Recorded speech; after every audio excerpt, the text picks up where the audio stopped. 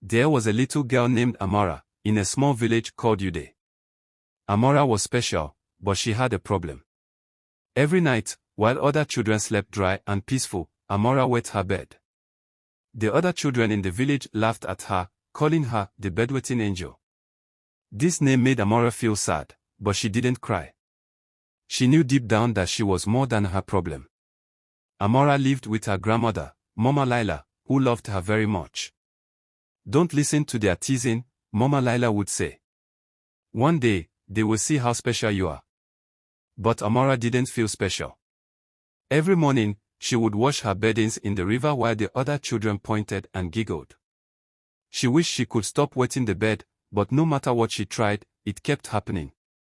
One evening, while Amara was sitting under the big baobab tree near her home, an old man with a white beard and a walking stick approached her. "Why are you sitting here all alone, little one?" the man asked kindly. "I don't want to go to bed," Amara replied. "I'm afraid I'll wet it again." The old man smiled and sat beside her. "You know, sometimes the things we don't like about ourselves can be our greatest gifts." Amara looked at him, confused. "How can bedwetting be a gift?" she asked. The old man chuckled. "You'll see soon enough. But first, you must believe in yourself. Do you trust me?" Amara nodded slowly. She didn't know why, but something about the old man made her feel safe. The old man handed her a small leather pouch. "Take this," he said. "Inside is a special stone. Whenever you feel afraid, hold it tight and remember, you are stronger than you think." Amara thanked him, and the old man disappeared into the night. She opened the pouch and found a smooth, shiny stone that sparkled in the moonlight. That night, Amara held the stone tightly as she fell asleep. For the first time in a long time, her dreams were peaceful.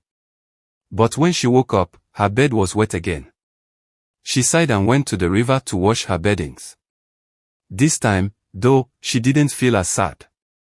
She remembered the old man's words and clutched the stone in her pocket. One day, while Amara was playing near the forest, she heard screams coming from the village. She ran back and saw smoke rising into the sky. Bandits had attacked Ude. The bandits were stealing food, setting huts on fire, and scaring the villagers. Amara's heart raced as she watched the chaos. She saw Mama Lila being dragged by a bandit toward the forest. Without thinking, Amara ran after them. She followed the bandit deep into the forest, her small feet moving quickly over the roots and rocks. She clutched the shiny stone in her pocket for courage. Finally, she saw the bandit stop near a big tree. He was tying Mama Lila to the tree. "Let her go," Amara shouted, her voice trembling but strong. The bandit turned and laughed. "What can a little girl like you do?" Amara didn't answer. She picked up a stick and charged at the bandit. She didn't know where her bravery came from, but she felt powerful. The bandit was surprised by her courage. He dropped Mama Lila and tried to grab Amara, but she was too quick. Suddenly, a loud roar echoed through the forest. A group of warriors from a neighboring village appeared, carrying spears and shields. The bandits, frightened, ran away. The warriors untied Mama Lila and thanked Amara for her bravery. "You're a hero, little one," said the leader of the warriors. "If you hadn't distracted him, we wouldn't have arrived in time." Amara felt proud, but she didn't say anything.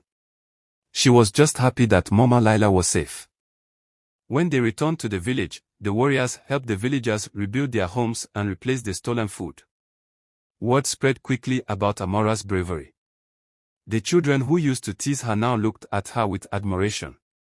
"You really are an angel," said one of the boys who used to laugh at her. "You saved your grandmother and helped the village." Amara smiled, but she didn't let their words go to her head. She knew she had done what was right, and that was enough. That night, Amara fell asleep feeling happy. She still wet the bed, but it didn't bother her as much. She realized that her worth wasn't tied to her problem. A few weeks later, a terrible drought hit Ude. The river dried up, and the crops began to die. The villagers were worried. Amora remembered the shiny stone the old man had given her. She held it and closed her eyes. "Please help us," she whispered. That night, she had a strange dream. In the dream, the old man appeared and said, "Follow the path of the baobab trees. You will find what you need." When Amora woke up, she told Mama Lila about her dream. "Should we trust it?" Mama Lila asked. "I think we should," Amora said. "What do we have to lose?" The villagers decided to follow Amora's dream. They walked for hours, following the line of tall baobab trees. Finally, they came to a hidden valley with a sparkling spring. The water was clear and cool, and it flowed into a small lake surrounded by fertile land. The villagers were overjoyed. They drank the water and began planting crops near the spring. They named the valley Angel Spring in honor of Amora, the girl who had led them there. Over time, the valley became a safe haven for the villagers. They built new homes and lived happily, never running out of water or food again. Amora's bedwetting eventually stopped as she grew older, but it no longer mattered. She had shown everyone that her courage and kindness were what truly defined her. The children who once teased her now looked up to her as a leader. They often asked her to tell stories of her adventures, which she did with a big smile. Mama Lila was proud of Amora and often said, "You see, even angels have challenges, but they always rise above them." Amora never forgot the old man or the shiny stone he had given her. She kept it as a reminder of the day she learned to believe in herself. The villagers of Uday told her story for generations, teaching children that even their flaws could lead to greatness. And so, Amora, the bedwetting angel, became a symbol of hope, courage, and love in her village and beyond. Years passed, and Amora grew into a wise and kind woman. Though her bedwetting days were long behind her, she often thought about her childhood and how it shaped her. The shiny stone still sat on her bedside table, a quiet reminder of her journey. One day, a group of travelers arrived in Angel Spring. They had heard of the magical valley and wanted to learn more about the girl who had saved her village. Among them was a young girl named Nia, who was shy and kept her head down. Amora noticed Nia sitting alone under a baobab tree. She walked over and sat beside her. "Why are you sitting here all by yourself?" Amora asked gently. Nia looked up, her eyes filled with tears. "The other children laugh at me because I stutter," she said. Amora smiled kindly. "I know how that feels. When I was little, they laughed at me too." Nia looked surprised. "They laughed at you? But you're so brave." Amora chuckled softly. "I wasn't always brave. But I learned that what makes us different can also make us strong." She reached into her pocket and pulled out the shiny stone. "Here," she said, placing it in Nia's hand. "Hold this when you feel afraid. It helped me once, and now it's your turn." Nia clutched the stone tightly and smiled for the first time. "Thank you," she whispered. As the years went on, Nia grew confident and strong, just like Amora. She returned to her own village and became a leader who inspired others to see their differences as strengths. Amora's legacy continued to grow, not just in Angel Spring, but in the hearts of everyone who heard her story. She had taught them that courage, kindness, and self-belief could change lives, and that even the smallest acts of love could ripple out into the world. And so, the tale of the Bedwetting Angel became more than a story, it became a beacon of hope for anyone who felt different, reminding them that their uniqueness could lead to greatness. Years later, Angel Spring became a thriving community. People traveled from distant lands to see the valley, hear the story of Amora, and drink from the life-giving spring. Amora, now older but still full of warmth and wisdom, often sat beneath the baobab trees, sharing her story with anyone who would listen. One day, a young boy named Kofi arrived in the village with his family. Kofi was shy and nervous, always hiding behind his parents. The villagers learned that Kofi was afraid of the dark and often refused to leave his home after sunset. Amora noticed Kofi's fear and decided to speak with him. She found him sitting alone near the spring one evening, looking at the rippling water. "Hello, Kofi," Amora said gently, sitting beside him. "Why do you look so sad?" Kofi hesitated before answering. I don't like the dark. It makes me feel small and helpless, he confessed. Amora nodded, understanding his fear. Do you know, she began, I once felt small and helpless too. I was afraid of something I couldn't control, wetting my bed. But one day, I met someone who taught me that even in our darkest moments, there's light if we look for it. Kofi looked up at her curiously. How did you find the light? Amora smiled and handed him the shiny stone she always carried. This stone reminded me to be brave. It doesn't have magic, but it helped me believe in myself. Would you like to borrow it for a while? Kofi's eyes widened as he held the smooth, sparkling stone. Do you think it will help me? I believe it will, Amora said. And remember, the dark is not your enemy. It's just a place where light hasn't reached yet. You can bring the light. Encouraged by Amora's words, Kofi began facing his fear of the dark. Each night, he would hold the stone tightly and take small steps outside, exploring the village under the stars. Over time, his fear faded, replaced by wonder at the beauty of the night. One evening, Kofi discovered something amazing, fireflies glowing in the darkness near the spring. He carefully collected a few in a jar and brought them to Amora. Look, he said excitedly, I found the light in the dark. Amora laughed and hugged him. You see, Kofi. You were braver than you thought. Word spread about Kofi's discovery, and soon, the villagers began using the fireflies to light their homes at night. They named them Kofi's lanterns, in honor of the boy who had turned his fear into a gift for everyone. Amora watched with pride as Kofi grew into a confident young leader. She knew that the lessons she had learned and shared would continue to inspire others long after her time. And so, Angel Spring became not just a place of water and life but a symbol of courage, love, and the power of transformation. Amora's story, and now Kofi's, reminded everyone that even in their struggles, they could find strength, and that they too could bring light to the darkest of places. As the years rolled on, Angel Spring flourished even more, becoming a beacon of hope for people far and wide. Visitors from other villages would arrive, not just to see the magical valley but to learn from its people. Each visitor carried their own struggles, and in the stories of Amora and Kofi, they found strength and courage. One day, an unexpected traveler arrived, a woman named Zara. Zara had walked for days, her face weary but determined. She carried a bundle wrapped in cloth, and her eyes brimmed with sorrow. Amora, now older but still radiant with kindness, greeted Zara warmly. Welcome to Angel Spring. How can we help you? Zara hesitated, her voice trembling. My son, Tay, has stopped speaking. He's been silent for months after losing his father. No matter what I do, he won't talk. I heard of this place and thought, perhaps you could help him find his voice. Amora knelt to Tay's level. He was a small boy with wide, curious eyes, clutching tightly to his mother's hand. Amora smiled softly. Hello, Tay. Would you like to see something special?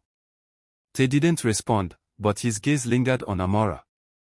She reached into her pouch and pulled out the shiny stone. Holding it in her palm, she said, This stone has traveled through many hands, each finding courage in their own way. Would you like to hold it? Tay hesitated, then slowly reached out and took the stone. His tiny fingers wrapped around it, and for the first time, a faint smile crossed his lips. Amora led Zora and Tay to the spring. The water here is special, she explained. It reflects who we are, even when we cannot see it ourselves. She handed Tay a small bowl and encouraged him to scoop some water. As Tay looked into the water-filled bowl, his reflection shimmered. Amora leaned close and whispered, Do you see the brave boy looking back at you? Tay's eyes widened, and a single word escaped his lips, brave. Zora gasped, tears streaming down her face. It was the first word Tay had spoken in months. Encouraged by his own voice, Tay began speaking more each day. He told stories about his father, shared his fears, and eventually, his laughter returned. The villagers embraced Zora and Tay, helping them heal and find a new home among the people of Angel Spring. Zora, deeply grateful, offered to stay and help the villagers. She taught them weaving, a skill she had learned from her late husband. Her beautiful clothes became sought after, and the village grew even more prosperous. Amora, watching it all, felt a deep sense of fulfillment. She had spent her life turning her own pain into purpose, helping others find their light. Now, Angel Spring wasn't just a place of water and safety, it was a haven where anyone could transform their struggles into strength. And so, the legacy of Amora, the Bedwetting Angel, continued to grow. Through every act of kindness and every story told, her courage inspired generations to come. Angel Spring became a place where people learned that their flaws and fears were not weaknesses but the seat of their greatest strengths.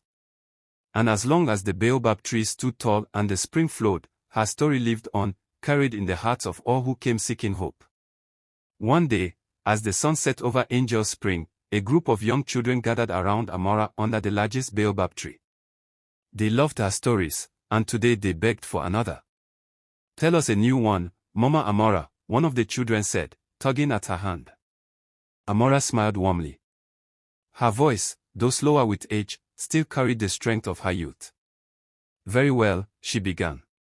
"But this one is not just about me, it's about all of you." The children leaned in closer, their eyes wide with anticipation. "Long ago," Amora began, "this valley was hidden, just like the courage and strength hidden inside every one of us.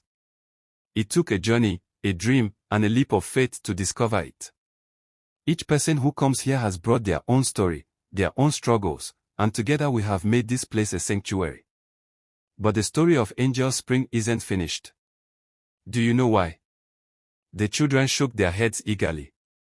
"Because you are the next chapter," Amora said, her voice filled with pride. "You are the ones who will carry our lessons forward. Each of you has something special inside, something that will one day help someone else, just as others helped me." One of the older children, a girl named Sei, raised her hand. "But what if we don't know what makes us special?" she asked softly. Amora reached for Sei's hand and placed it over her heart. "Sometimes, it takes time to find it. But trust me, it's there. Every act of kindness, every moment of courage, helps reveal it. And when the time comes, you know." The children sat in thoughtful silence for a moment before Sei asked, "Will you be here to guide us when we're ready?" Amora's smile was bittersweet. "My dear Sei, I will always be here, in your hearts, in the stories we share, and in the spirit of this valley. The baobab trees will remember, the spring will remember, and so will you." That night, as the children drifted to sleep, they dreamed of adventures and courage. And in their dreams, they heard Amora's gentle voice reminding them that even the smallest among them could make the greatest difference. Years later, when Amora passed away peacefully, the villagers held a celebration of her life. They planted a new baobab tree at the heart of the valley, naming it Amora's Guardian. It grew tall and strong, its branches spreading wide as if to embrace the entire village. Under its shade, the children of Angel Spring, now grown, would gather to tell her story and their own. The village continued to thrive, and visitors still came, drawn by the legacy of hope and courage that Amora had left behind. Angel Spring remained a place of transformation, love, and resilience. And though Amora was gone, her spirit lived on in every act of kindness, every story told, and every heart that found its strength beneath the baobab trees.